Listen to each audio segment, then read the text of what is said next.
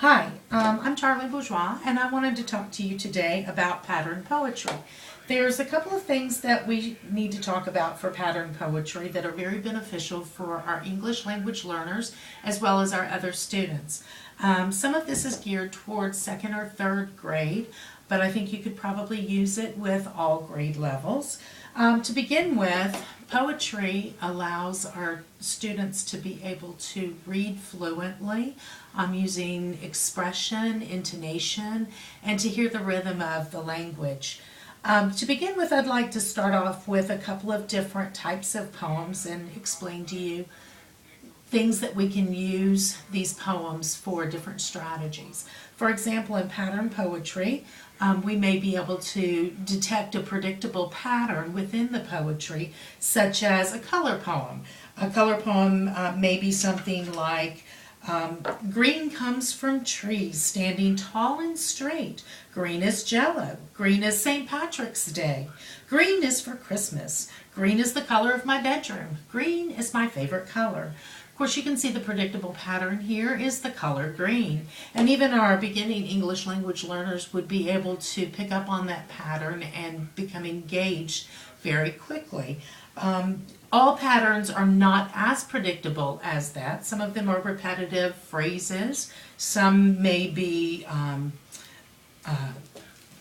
something like a repetitive phrase as, I'll read the penguins. The penguins walk, penguins waddle, penguins stroll all around the cold North Pole.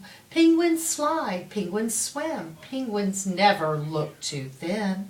Penguins play, penguins dress, always in their Sunday best. Again, that's a very predictable phrase talking about the penguins over and over again. And that is one, of course, that our English language learners would be able to pick up on as well.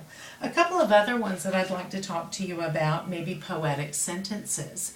Poetic sentences allow our students to almost kind of fill in the blanks. We go ahead and we start introducing a simple sentence, and then the children create the rest of it, and it ends up making a poem. As you've noticed from some of these, poems don't have to rhyme, but they do have a rhythm to them. One that we could do is an What I Like poem. Here's one that may be interesting that children can do. What I like ice cream, I like cake, I like candy, but I don't like broccoli. Okay, that one is very simple for even your most reluctant writers to kind of fill in the blanks because you're providing them with quite a bit of the sentence and they just fill in what they feel. That one is another predictable pattern using the I like over and over again. Another one that I want to talk to you about is the catalog poem. And the catalog poem can be sort of a vocabulary lesson within itself. And this one you can even turn into a fun little game where the children, they write about something and then have others try and guess what they're writing about. In a catalog poem, they focus on action words, typically ending in the ing suffix. So you're also able to teach verbs. A sample of a catalog poem would be something like honking, speeding, going, turning, braking, screeching, crashing, jumping, stopping, squealing, cars, cars, cars. In this particular poem, the student would write different verbs, action verbs ending in ing to describe something. You could have them do several and then cover up the bottom line that talks about the noun that these are describing, and it could turn into a game. That one is a lot of fun as well, and the pattern there, of course, like I said, is it could be a simple vocabulary lesson. Another one is a cinquain poem. In a cinquain poem, you can also use that as a grammar lesson for parts of speech. With a cinquain poem, you start out, and as you see, some of these patterns are getting a little bit more difficult to detect, but they are still patterns. In the cinquain poem, you start out with a noun, and it's just the one word. And then you move on line 2, It's two words, typically an adjective, two adjectives that describe the noun. And then you move into three words that express the actions of that noun.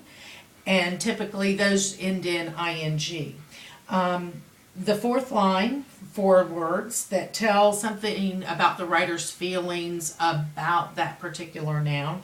And then we wrap up the end with the fifth line, and that one is a synonym for the noun at the very beginning. So here we're able to teach parts of speech and synonyms. So let me give you an example of that one. This one is flee. Small, fierce, hopping, biting, hinding, makes my dog itch. Pest. So you can see that the flee and the pest are synonyms. So that's another very nice type of pattern poetry. Okay, the next one that I wanted to talk to you about is a haiku. And this one gets even a little bit more complicated, but it is necessary to teach how we break our words up into syllables. With a haiku poem, it does follow a pattern as well. There are 3 lines in a haiku poem, and it starts out with 5 syllables in the first line, 7 syllables in the second line, and then back to 5 syllables in the third line. And a good example of that would be, the sky is so blue. It looks like blue, blue water. I love to watch clouds. So if we use that with our kids to tap it out, as we usually do with syllables, we could do, the sky is so blue. There's your 5. It looks like blue, blue water. There's your 7. I love to watch clouds. And there's your 5. These are kind of fun to write, and they're also kind of fun to play around with. The last pattern poem that I'd like to talk to you about is concrete poetry. And concrete poetry, I think, is very beneficial, especially to our English language learners, because concrete poetry is also known as shape poetry. And shape poetry, the English language learner can get an idea of what the poem's about before they even read the words, because they are in the words are made up in the shape of the item, the object that they're talking about. For example, in this one, they can automatically look at this one and see that it's about a giraffe because the words are in the shape of a giraffe. This one is one of my favorites, and it's about, as we can see, a dachshund.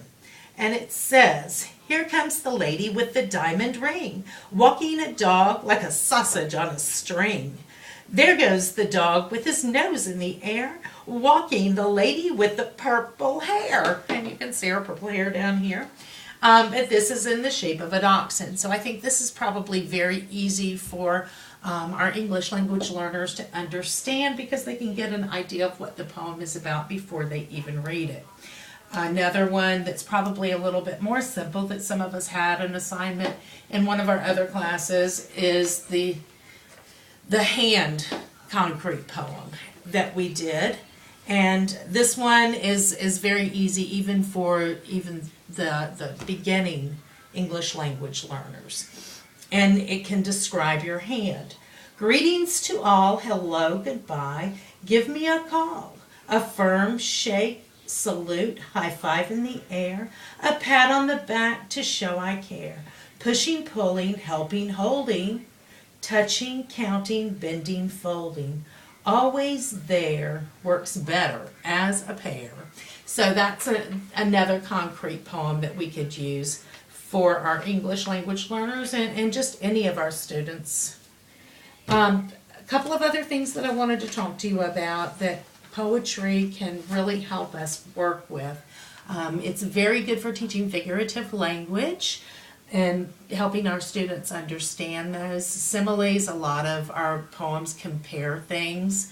Alliteration, onomatopoeias, and even idioms.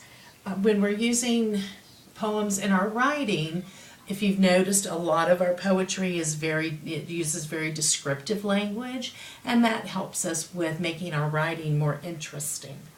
Another thing the last thing that I wanted to talk about was also, let's not allow poetry just to stay as poetry. As far as I'm concerned, there's so many different things that we can do with poetry. For example, this was a really neat book that I found. It's called Poetry Alive. It's Showtime, and it takes the poetry from the page onto the stage. And what this author has done, they have gone through and they give you lots and lots of tips, but they've taken simple little poems and broken them up into parts, into speaking parts. So you can actually use the poetry as a reader's theater, which is really good to help build self-confidence with our students, as well as help them with their listening and speaking skills, because they do have to know their cues, as well as helping them with their fluency, intonation, and expression and reading. Anyway, these are some of the things that I think that we can use, and some of the strategies that I think that we can use with poetry, the things that you can teach using poetry, and I hope you've enjoyed it. Thank you.